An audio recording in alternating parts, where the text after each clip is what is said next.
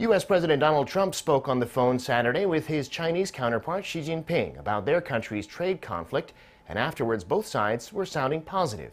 The two leaders also touched on the Korean Peninsula peace process, President Xi saying again that he supports talks between the U.S. and the North. Yoon Jung-min reports.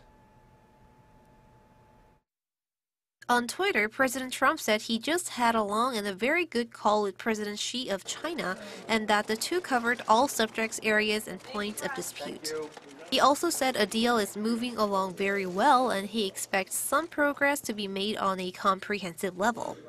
This month at the G20 summit in Argentina, the two leaders called a truce on the trade war.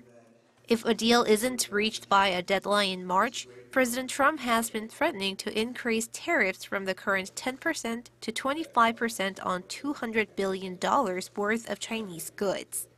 China welcomed news of some improvement in trade relations and bilateral ties.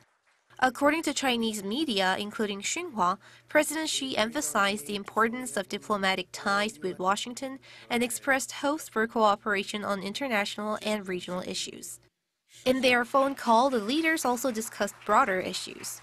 Reports say Xi reiterated his support for America's talks with North Korea for peace on the Korean Peninsula, hoping for positive results.